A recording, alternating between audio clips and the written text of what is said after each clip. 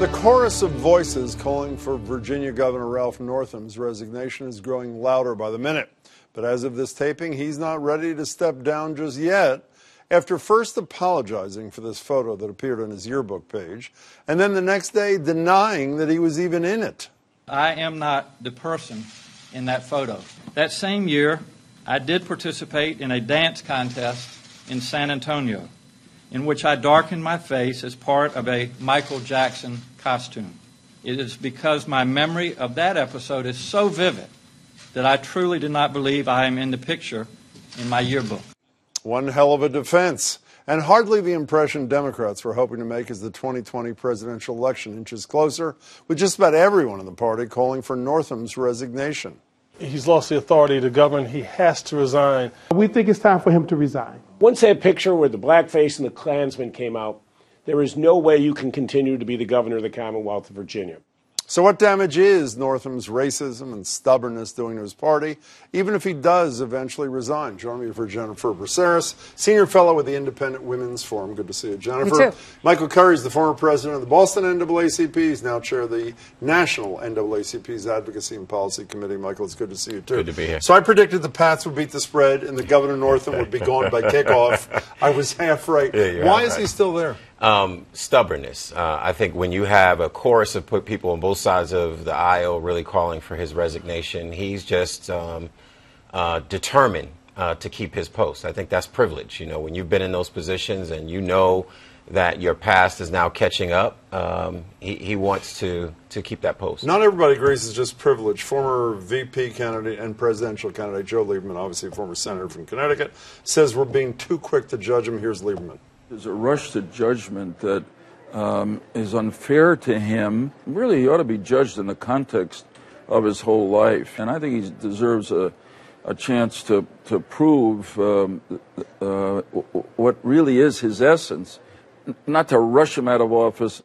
Why shouldn't he be judged on the, whatever he just said, the essence of his whole life? So increasingly, I'm just disturbed by much of what comes out of Lieberman's mouth these days. What are you disturbed with that about? I mean, ultimately, this is not someone who maybe didn't hire people of color, sort of that passive racist activity. This is a man who stood dressed in blackface, next to another gentleman dressed as a Ku Klux Klan member in a medical school that had a culture of overtly racist activity. So he was a grown man. He wasn't a child. To me, that's disturbing. You don't easily wash that away with other good deeds. Who's right, Lieberman or Curry? So I think Curry's right, but I think that Lieberman is also right in the grander scheme of when you judge somebody's career and life in their totality, you have to look at the good they did as well as the bad. In terms of whether he should stay in office. But that's for obituaries. That's not necessarily for staying in the governor's chair. That's true. But in our society, we often cast aspersion on historical figures, for example, for one or two incidents that may not be indicative of who they were as a human being. And I think Joe Lieberman is a religious man. I think that in the sense that he's referring to those types of greater questions, I agree with him. In terms of what the governor should do now, I personally think that he should resign. Ultimately, it's between him and the people of the state of Virginia. But, you know, if I were a Virginia politician, I would go to him and urge him to step down. Virtually the only Virginia politician who is not is the former congressman, this guy, Jim Rand. You know, maybe this isn't totally relevant to this discussion, but when I watched this particular video, I said to myself yesterday, how can someone so totally clueless, put aside racism, ever be elected? This is a video. If you didn't see this, the first thing you hear, will a reporter at his press conference where he said yesterday when I said I was one of those, didn't know who I was of those two. Today I'm neither of those people. He was asked by a reporter after he made his Michael Jackson reference, can you still moonwalk? Watch this. Still able to moonwalk? Inappropriate circumstances. My wife says inappropriate circumstances. You know, it seems to me, Michael, what he's doing is he's looking around to see if he has room to do this. He was about to moonwalk. And maybe this is no relevance to this conversation, but as I see it, I say, this is the kind of person who we elect to important offices with judgment that is so wildly out of touch Well, I don't know if with decency? If his judgment was always that way. I think what we see now is a questionable judgment. One is that he first... I mean, because of the panic of the moment. He first acknowledged that it was him. Then he came back in another press conference and said it wasn't him. And then now he's saying, well, it could have been. Well, he clearly had bad judgment when he did it, so where's Right. the good judgment? I mean, this is also a man who ran a race-baiting campaign against Ed Absolutely. Gillespie, who challenged in the the race for Republic- governor last year, Correct. 17. Yeah. Who challenged the Republican candidate and claimed that his policies were racist, when in fact the opposite is true. He is the racist in that election. Well, I think it's interesting to me that the race, this is Virginia, so the issue of race is a prevalent one, particularly in parts of our country, and Virginia is one.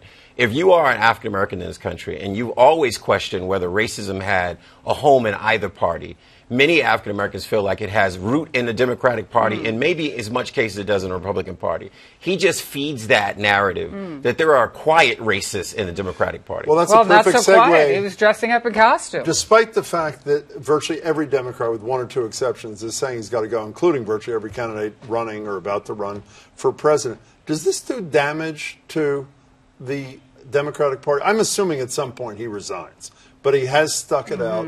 Is this going to linger when they're standing up there? Maybe it's Stacey Abrams tomorrow night, would have been the first black woman governor in America in Georgia. She's giving a response to the State of the Union, and she wants to talk about the racism Right. of Trumpian immigration So- policy. Are people watching going to be saying, excuse me?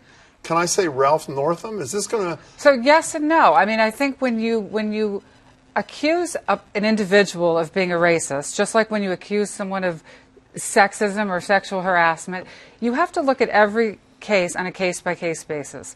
The person doing the accusing is not always telling the truth. The person being accused is not always innocent. And you have to look at each case specifically. However, the Democrats have had a history in recent political cycles of playing the race card and accusing the Republicans of being racist. George Bush was a racist. John McCain was a racist. And everybody loves John McCain now because he's dead. But at the time, they accused him of being a racist. So I have to challenge Wait, that. Go ahead. let me just Oh, finish. sorry. And I think that, people felt that the boy has cried wolf too many times, and that sometimes the Democrats need to take a look in the mirror. You were blaming the Democrats a couple of minutes ago for having racism in their roots, too. I am, but the problem is that the Republicans often use this pulling a race card when race legitimately is a part of the conversation. Your policies can be racist, and we have to talk about that conversation. That is often policies pushed by Republican candidates and elected officials that are racist policies. George Bush Did he- wasn't a racist, and neither was John Did McCain. either I'm of pretty you- confident in saying those Did things. either of you in the last 72 hours of the Northam thing say to yourself, this would be nothing for Donald Trump? If there was a picture from a yearbook at the Wharton School when he went to the University of Pennsylvania, do you think this would do any damage to Donald Trump like it's doing to Ralph Northam? I mean, as we've said many times before, and as Donald Trump himself has said, he could stand in Fifth Avenue and shoot somebody, and it probably wouldn't do damage And to he him. could be That in a- said, it should, right? But it probably wouldn't. And, I don't know. And what does Nothing it say about the surprises rest me of the anymore. Republican Party who tolerate and accept Well, that? no, there are many members of the Republican Party and the They still conservative support him movement. as president. Nobody's asking him to step down. Exactly. Well, if he did that, they would. Can we switch to another field of play, I guess a few hundred miles south from Virginia to Atlanta, Georgia? I have to say, I'm with Kat Calvin on this, who's a voting rights advocate. Here's what she tweeted yesterday.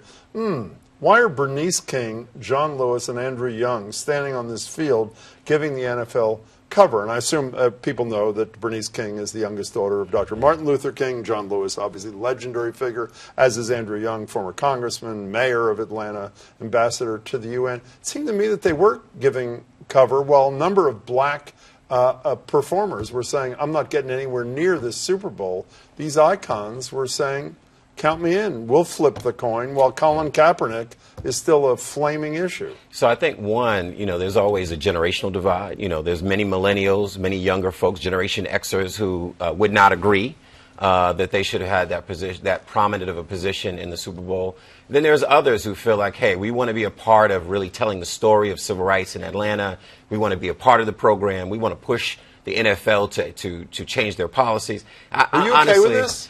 Honestly, I think that this plays out in all of our advocacy. There's inside, outside. There are people who want to work within the NFL. There's there are players that are working right now in coalition to try to push a social Would it justice. have been better for John Lewis to be standing there during the coin flip, or have said, I was invited to be there for the coin flip, and frankly, because of what was done to Colin Kaepernick, I want no part of this? I'm not convinced that the older activists are that connected to Colin and Kaepernick. And again, it's a generational divide as to what the civil rights, well, I don't agree. I honestly believe Colin Kaepernick is the poster child for the racism within our NFL and within our professional sports. What's the open? First of all, he was protesting police violence and took a knee. It is ultra-American to take a knee to show that you have a disrespect for a country that still shoots down black Americans for nothing. I think that even the question that you pose is exaggerating the importance of Colin Kaepernick. First of all, my reaction sitting on my couch. Some people who I admire immensely, at the same time that I share the concerns of Colin Kaepernick as a white man. But let's be clear. The Super Bowl is in Atlanta. It is Black History Month. Every single one of those people that was invited to participate has a long and distinguished career of their own. Why shouldn't they be honored? Why does it have to be about Colin Kaepernick? Why can't we just honor John Lewis and these other people and acknowledge their 15 seconds. Why can't we? Because it's about furthering the message of civil rights. We just celebrated Dr. King. The unfinished business of Dr. King's work is the fact that there are still injustices in our criminal justice system. There are still injustices in healthcare, housing, and education, and it has been an injustice. He deserves to have a place in the NFL. Nobody deserves to be in the NFL. And it was just because he stood up and made a statement about injustice in this country. I disagree. No one deserves a place, but if you're kept out of your place because of racial bias, that's a problem, yes? If that's true? Right, and your proof that that's true? I mean, there are a lot of people who would argue he hasn't been given a job, not just on merit, but because he's a pain in the you-know-what. We got to go. Employers don't want him. Michael Carey, nice to see you. Thanks so Thank much, you. Jennifer. You as well. Thanks for your time. Appreciate it.